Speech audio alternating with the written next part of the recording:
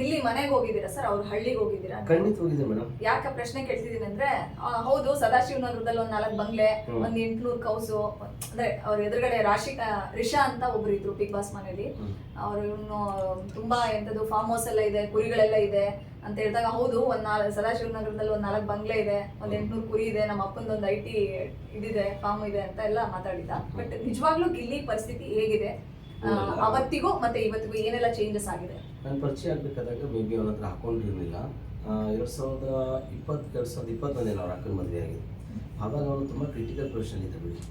ಅವ್ರ ಅಮ್ಮ ಫೋನ್ ಮಾಡಿ ಕೇಳೋರು ಸುಮಾರು ಜನ, ಈಗ ಅಕ್ಕನ ಮದುವೆ ಕೇಳ್ತಾ ಇದ್ರಲ್ಲ, ಏನು ಮಾಡಿದೆ ಏನು ಕತೆ ಅಂತ. ಒಂದ್ಸರಿ ನಾನು ಅವನು ಇಬ್ಬರು ಒಂದ್ಸರಿ ಹೋಗಿ ಬೆಂಗಳೂರಲ್ಲಿ ಹುಡುಗ ಇದ್ದಾನೆ, ಬಾ ನೋಡ್ಕೊ ಬರೋಣ ಅಂತ ಹೇಳ್ಬಿಟ್ಟು ಇಲ್ಲಿ ನಾನೇ ಅವ್ರ ಅಕ್ಕನ ನೋಡ್ರೆ ಹುಡುಗನ ಮನೆಗೆ ಹೋಗಿ ಒಂದ್ಸರಿ ನೋಡಿದ್ದೆ.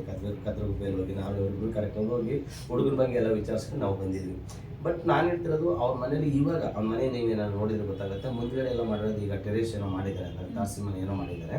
ಇವಾಗ ಮೋಲ್ಡ್ ಹಾಕಿರೋದು ಮೇಡಮ್. ಅವಾಗೆಲ್ಲ ತುಂಬ ಚಿಕ್ಕದೇ ಮನೆ ಇದ್ದಿದ್ದು.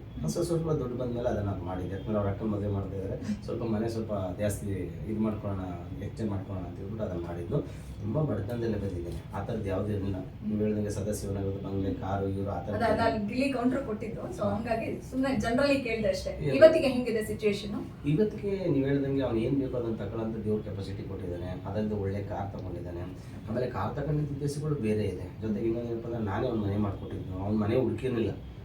ಕಾರ್ ನಿಲ್ಸೋಕ್ಕೂ ಜಾಗದಿಲ್ಲ, ಫುಲ್ ಬಿಸಿ ಸರ್, ನಾನು ಫ್ರೀ ಇಲ್ಲ, ನೀವೇ ಹುಡುಕ್ಬಿಡಿ ಮನೇನ ಅಂತ ಹೇಳಿದ್ರೆ ನಾನೇ ಹೋಗಿ ಹುಡುಕಿ ಆಮೇಲೆ ಹೋಗಿ ಅಡ್ವಾನ್ಸ್ ಕೊಡಿಸಿ ಅವ್ನ ಮನೇಲಿ ಹಾಲು ಉಗಿಸಿ ಇಲ್ಲಿ ನನಗೆ. ಯಾಕಂದ್ರೆ ಅವ್ನ ಮನೆಗೆ ನೋಡಿದಾಗ ಒಂದು ವೈಬ್ರೇಷನ್ ಆಯಿತು ಒಳಗಡೆ ಹೋಗಿ ಮುಗ್ದೇಟ್ಗೆ.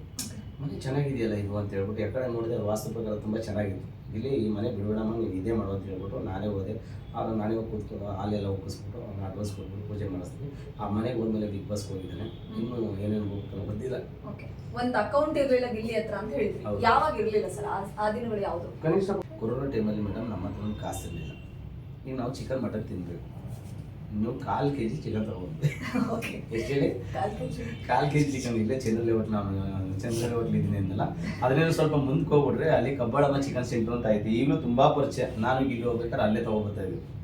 1/4 kg ಚಿಕನ್ಗೆ ಎಷ್ಟು ಕಾಲು ಹಾಕ್ಸ್ಕೊಂಡಿರ್ಬೇಕು ಹೇಳಿ? 8 ಕಾಲು ಹಾಕ್ಸ್ಕೊಂಡಿದ್ವಿ.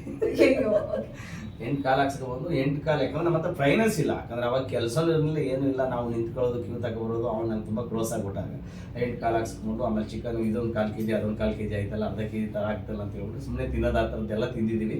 ಬಟ್ ಅದು ನೆನಪಿದೆಯಲ್ಲ, ಅದು ತುಂಬ ಸ್ವೀಟ್ ನಮಗೆ ಆ ಥರದ್ದೆಲ್ಲ. ನನಗೆ ಇವ್ರ ಮನೆಗೆ ಬಂದ ತಕ್ಷಣ ಒಂದು ಝೊಮ್ಯಾಟೊ ಬ್ಯಾಗ್ ಕಾಣಿಸ್ತು. ಸೊ ಇದಕ್ಕೂ ಗಿಲ್ಲಿಗೆ ಏನಾದ್ರು ಕನೆಕ್ಷನ್ ಇರ್ಬೋದಾ ಅನ್ನೋಂಥ ಇಂಟ್ರೆಸ್ಟಿಂಗ್ ಅಂತ ಕೇಳಿದೆ. ಗಿಲ್ಲಿಗೂ ಝೊಮ್ಯಾಟೊ ಬ್ಯಾಗ್ ಏನು ಕನೆಕ್ಷನ್ ಇಲ್ಲ. ಸೊ ಆ ಝೊಮ್ಯಾಟೊ ಬ್ಯಾಗ್ಗೂ ಮತ್ತೆ ಇವ್ರ ಲೈಫ್ಗೂ ಒಂದು ಕನೆಕ್ಷನ್ ಇದೆ. ಸೊ ಇದೊಂದು ಇನ್ಸ್ಪೈರಿಂಗ್ ಸ್ಟೋರಿ. ನೀವೇನೇ ಎಜುಕೇಶನ್ ಮಾಡಿರಿ, ನೀವೇನೇ ಮಾಡಿರಿ, ಆದರೆ ಒಂದು ಬದುಕನ್ನ ಬದಲಾಯಿಸೋದಕ್ಕೆ ಒಂದು ಪುಟ್ಟ ಬ್ಯಾಗ್ ಕಾರಣ ಆಗಿದೆ. ಅದೇನು ಅಂತ ಸರ್ ಹೇಳ್ತಾರೆ, ಮಾತಾಡ್ತಾ ಹೋಗೋಣ. ಸರ್, ಝೊಮ್ಯಾಟೊ ಬ್ಯಾಗ್ಗೂ ನಿಮ್ಗೂ ಯಾವ ರೀತಿ ಕನೆಕ್ಷನ್ನು? ಸೊ ಅದ್ರ ನೀವೇ ಹೇಳೋದಾದ್ರೆ. ನಿಮಗೆ ಅದು ಜೊಮ್ಯಾಟೊ ಮಾಡ್ತೀನಲ್ಲ ಮೇಡಮ್, ಜೊಮ್ಯಾಟೊ ಮಾಡೋಕ್ಕೆ ಮುಂಚೆ ಒಂದು ಕಂಪ್ನಿ ಕೆಲಸ ಮಾಡ್ತಾ ಇದ್ದೆ. ಅದು ಸಂಜು ಅಸೋಸಿಯೇಷನ್ ಅಂತ ನನ್ನ ಸ್ನೇಹಿತನೇ. ಈಗ ಏಜೆನ್ಸಿ ಥರ ಓಪನ್ ಮಾಡ್ತಾರೆ, EMI ಕಲೆಕ್ಟ್ ಮಾಡೋದು, ಆ ಥರದ ಕೆಲಸ ಮಾಡ್ತಾರೆ. ನಾನು ಗಿಲ್ಲಿ ನಟಾಗಿ ವೀಡಿಯೋಸ್ ಮಾಡಬೇಕಾದಾಗ ಅದೆಲ್ಲ ವೈರಲ್ ಆಗ್ತಿತ್ತು. ವೈರಲ್ ಆದಾದ್ಮೇಲೆ ನನ್ನ ಸರೌಂಡಿಂಗ್ ಒಂದು ಸ್ವಲ್ಪ ಮಾತುಕತೆ ನಡೀತಾ ಇತ್ತು. ಇವನು ಸಿನಿಮಾ ಡಿಪಾರ್ಟ್ಮೆಂಟಲ್ಲಿ ಇದ್ದಾನೆ, ಮೂವಿ ಡಿಪಾರ್ಟ್ಮೆಂಟ್ಲಿ ಇದ್ದಾನೆ, ಇಲ್ಲೂ ಕೆಲಸ ಮಾಡ್ತಾನೆ. ಯಾಕಂದ್ರೆ ನನಗೆ ಅವಾಗಲೇ 40,000 ರಿಂದ 50,000 ಸಂಬಳ ಬಂದಿತ್ತು. 2019-20 ಅಷ್ಟೊಂದು ತಗೋತಾ ಸಂಬಳ. ಸರಿ ಆಯಿತು ಅಂತ ಹೇಳ್ಬಿಟ್ಟು ಎಲ್ಲ ಕೆಲಸ ಎಲ್ಲ ಮಾಡ್ತಿದ್ವಿ. ಮಾಡ್ತಾ ಇರಬೇಕಾದಾಗ ಅಲ್ಲಿ ಎಲ್ಲ ಕೇಸ್ ಏನಿರುತ್ತೆ ಅದು ಟಾರ್ಗೆಟ್ ಮಾಡಬೇಕಾಗಿತ್ತು. ಈಗ 100 ಕೇಸ್ ತಗೋತೀವಿ ಅಂದರೆ 95 ಕೇಸ್ ಮಾಡಬೇಕು, ಇನ್ನು 5 ಕೇಸ್ ಬಿಡ್ತಾ ಇದ್ರು ಮೇಡಮ್. ಅಲ್ಲಿ ನಾನು ಕೇಸ್ ಮಾಡೋಕೆ ಆಗ್ತಾ ಇರಲಿಲ್ಲ. ಸಿನಿಮಾದಲ್ಲಿ ಡಬ್ಬಿಂಗ್ ಕರೆದ್ರೆ ಡಬ್ಬಿಂಗ್ ಹೋಗ್ಬಿಡೋದು, ಡೈಲಾಗ್ ಬರೆಯೋಕೆ ಕರೆದ್ರೆ ಡೈಲಾಗ್ ಹೋಗ್ಬಿಡೋದು, ಈ ಥರದ್ದೆಲ್ಲ ಹೋಗ್ತಾ ಇದ್ದೆ.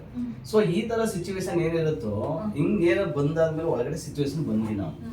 ಬಂದಾದ್ಮೇಲೆ ನಾನು ಏನು ಮಾಡಿದೆ, ಈಗ ಕೆಲಸ ಬಿಟ್ಬಿಡಪ್ಪ ನೀನು, ಏನು ಕೆಲಸ ಮಾಡ್ತಿದೀಯೋ, ಸೊ ಕೆಲಸ ಬಿಟ್ಬಿಡ್ಬೇಕು ನೀನು, ಇಲ್ಲಾಂದ್ರೆ ನೀನು ಟಾರ್ಗೆಟ್ ಮಾಡಬೇಕು ಅಂತ ನನ್ನ ಕೂತ್ಕೊಂಡು ಮಾತಾಡೋದು. ನಾನು ಯಾಕೆ ಸರ್ ಇದನ್ನು ಕೇಳ್ತಾ ಇದ್ರಿ ಅಂತ ನಾನು ಅವ್ರಿಗೆ ಹೇಳಿದೆ. ನಾನು ಇಲ್ಲ, ನೀನು ಕೆಲಸ ಮಾಡ್ತಾ ಇದೆಯಲ್ಲ, ಎಲ್ಲರೂ ಅದೇ ಫಾಲೋ ಮಾಡ್ತಾ ಇದ್ದಾರೆ, ನೀನು ಮಾಡಿದ್ರೆ ಟಾರ್ಗೆಟ್ ಮಾಡಬೇಕು, ಇಲ್ಲಾಂದರೆ ಕೆಲಸ ಬಿಟ್ಬಿಡ್ಬೇಕು ಅಂತ. ನೋಡಿ ಸರ್, 1 ವಾರ ಟೈಮ್ ಕೊಡ್ತೀನಿ ನಾನು, ಹಂಗೆ ಹಿಂಗೆ ಅಂತ. ನಾನು 1 ವಾರ ಸರಿ ಆಯಿತು ಸರ್ ಅಂದ್ಬಿಟ್ಟು ಯೋಚನೆ ಮಾಡಿ ಕೆಲಸನೇ ಬಿಟ್ಬಿಡೋಣ ಅಂತ ಡಿಸೈಡ್ ಮಾಡಿ ಕೆಲಸ ಬಿಟ್ಬಿಟ್ಟೆ.